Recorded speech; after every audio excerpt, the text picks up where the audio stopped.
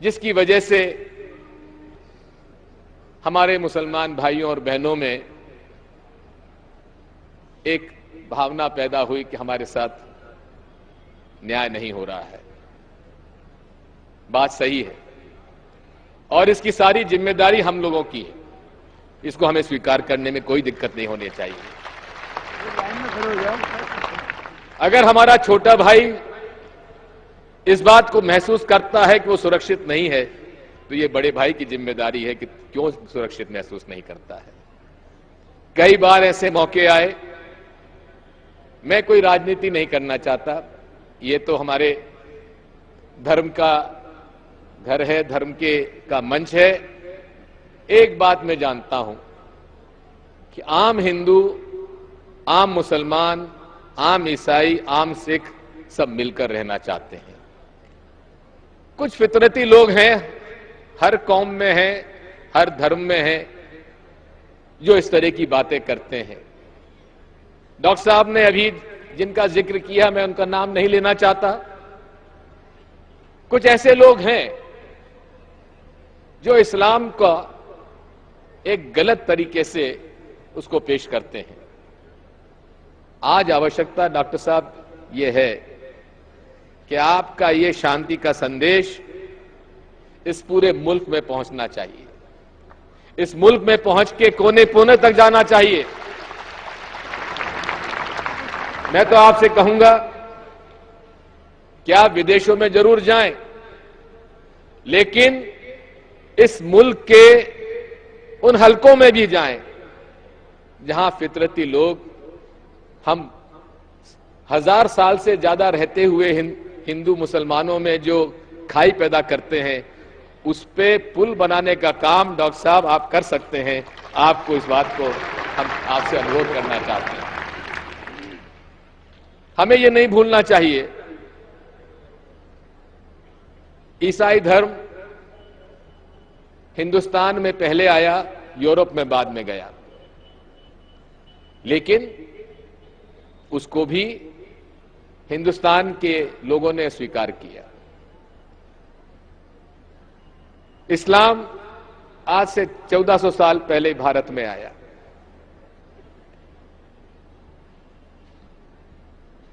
لیکن اس دیش میں سیاسی تو لڑائیاں خوب ہوئیں، لیکن دھارمک یدھ کبھی ہندو اور مسلمانوں میں نہیں ہوا. دھرم کے نام پر ڈاکٹر صاحب کبھی ہم لوگوں میں تلواریں نہیں کھینچی. اکبر بادشاہ کی فوج میں راجہ مان سنگھ لڑا کرتے تھے اور مہارانا پرتاپ کی فوج میں حاکم خان سوری لڑا کرتے تھے. یہ ملک گنگا جمنی سنسکرتی کا ملک ہے، اور جو لوگ اس گنگا جمنی سنسکرتی کو توڑنا چاہتے ہیں وہ اس دیش کے بھلائی نہیں چاہتے ہیں. اس بات کو ہمیں سمجھ لینا چاہیے. اور یہی سندیش آپ اور ہم سب وہ لوگ جو اس ملک میں شانتی چاہتے ہیں، اس ملک میں امن چاہتے ہیں، اس شانتی اور امن کا سندیش جن جن تک پہنچانا ہمارا فرض بنتا ہے. آج وشو کہاں جا رہا ہے؟ مارکیٹ اکنامی کی طرف جا رہا ہے. آج اکنامک ایشوز، آرتھک ایشوز سب سے زیادہ اہم رکھتے ہیں. اور اس زمانے میں اگر ہم نے ہمارے بچوں کو صحیح شکشا نہیں دی، صحیح پڑھائی کا موقع نہیں دیا، تو ہم لوگ پیچھے چھوٹ جائیں گے. آج اس زمانے میں آوشکتا اس بات کی ہے کہ ہمارے ہندوستان میں امن، چین، شانتی رہے، ہم لوگ بھائی چارے کے ساتھ رہیں، اور جو لوگ فرقہ پرستی طاقتیں اور ایسے خیالات رکھتے ہیں ان کی لڑائی میرے بھائی مل کر لڑنی پڑے گی. الگ الگ ہم لوگ لڑائی نہیں لڑ سکتے، اور جب تک لڑائی نہیں لڑیں گے ان لوگوں سے، ہم اس ملک کو برباد کر دیں گے. آج جوابداری ہم لوگوں کی ہے، جو میجورٹی کمیونٹی ہے، ہم ہندوؤں کی ہے، کہ ہم ہمارے مسلمان بھائیوں میں وہ وشواس پیدا کریں ہماری حکومت میں وشواس پیدا کریں، چاہے ہمارے راجنیتا ہوں، چاہے حکومت میں رہنے والے ادھیکاری کرمچاری ہوں، چاہے ہماری جوڈیشری ہو. ہم لوگوں کی جوابداری ہے کہ ہم ہمارے جو الپسنکھیک بھائی ہیں، مسلمان بھائی اور بہن ہیں، ان کے من میں یہ وشواس پیدا کریں کہ ملک تمہارا ہے، تمہیں نیائے ملے گا، تمہیں جسٹس ملے گی، تمہارے ساتھ کوئی جاتی نہیں ہونے دی جائے گی. یہ جوابداری ہم لوگوں کی ہے اور اسے ہم سب نبھانے کے لیے تیار ہیں. ڈاکٹر صاحب، آپ کو میں بہت مبارکباد دیتا ہوں. میں نے آپ کی تعریف سنی تھی، آج میں نے جو مجمع یہاں دیکھا ہے واقعی میں ایسا میں نے کہیں نہیں دیکھا. آپ کو بہت بہت مبارک، بہت بہت شکریہ.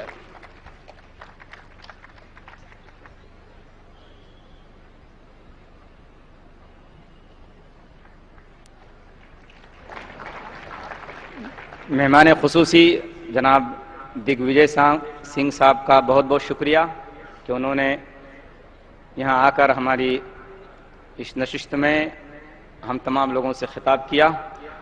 خواتین و حضرات، جیسا کہ میں نے عرض کیا، آپ حضرات سکون اور اطمینان کے ساتھ اخیر تک تشریف رکھیں. امام حرم، امام خانہ کعبہ سعود شریم حفظہ اللہ ہمارے درمیان ہیں. انشاءاللہ ان کی تقریر ہوگی، دعا کے بعد اس اجلاس کا اختتام ہوگا. اب باقاعدہ ہم سوال و جواب کے سیشن کو شروع کرتے ہیں. چند باتوں کا اعلان کرنا بہت ضروری ہے تاکہ ہمارا یہ کامیاب اور مؤثر جو سیشن ہے، یہ انتہائی جو اہم اور انتہائی مؤثر سیشن ہے، یہ اچھی طرح سے کامیابی سے ہمکنار ہو. ہر سوال کرنے والا یا سوال کرنے والی سے میری گزارش ہے کہ وہ اپنا نام اور پروفیشن یعنی پیشہ ضرور بتائیں. سوال مختصر کریں، ایک وقت میں ایک ہی سوال کی اجازت ہوگی. اختلافی اور فقہی یعنی مسائل و مسائل والے سوال نہ کریں. اور میری تمام مسلمان بھائیوں اور بہنوں سے انتہائی عاجزانہ اور مؤدبانہ گزارش ہے کہ آپ اور ہم ان تمام ہندو بھائیوں کے لیے، غیر مسلم بھائیوں کے لیے، کرسچن بھائیوں کے لیے میزبان کی حیثیت رکھتے ہیں. ہم اپنے مہمان بھائیوں کا اکرام کریں، ان کی عزت کریں اور ان کو سوال کرنے کا پہلا موقع دیں. اسی طریقے سے سوال اگر نامناسب ہوگا تو اس کو رد کرنے کا مجھے پورا اختیار حاصل ہوگا. اس اجتماع کے اندر 5 مائک کا انتظام کیا گیا ہے. مائک نمبر 1 میرے بائیں جانب ہے. پہلا سوال انشاءاللہ یہاں سے ہوگا. مائک نمبر 2 بھائیوں کے سیشن میں ہے بیچ میں. مائک نمبر 3 اور 4 بہنوں کے سیشن میں ہے. اور مائک نمبر 5 بالکل اخیر میں ہمارے بھائیوں کے شعبے میں ہے. اب میں سوال شروع کرتا ہوں.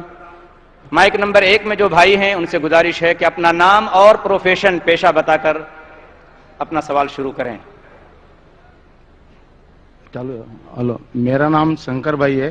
میں سورت سے آیا ہوں اور سورت میں آپ کے ایک ایگزیبیشن میں دیکھا ہوں، اطہر خان وہاں آئے تھے، ان سے میں بات چیت کیا تھی. تو میرا سوال یہ ہے کہ اسلام پاک ناپاک میں بہت مانتا ہے. ابھی جب بے نام آتا ہے، ایم سی پیریڈ میں رہتی ہے تو ان کو نماز ادا کرنے کا موقع نہیں دیا جاتا جہاں تک کہ وہ پیریڈ میں ہے. اور پھر جب انسان مادہ کے اندر میں اس کا جنم ہوتا ہے تو وہی ایم سی پیریڈ میں جو ایم سی پیریڈ کا جو مٹیریل ہے اس سے انسان کی شریر جسم بنتا ہے. تو پھر کیا ہمارا پورا شریر پاک ہے یا ناپاک ہے؟ اس کے بارے میں سمجھانے کا پریاس کیجیے.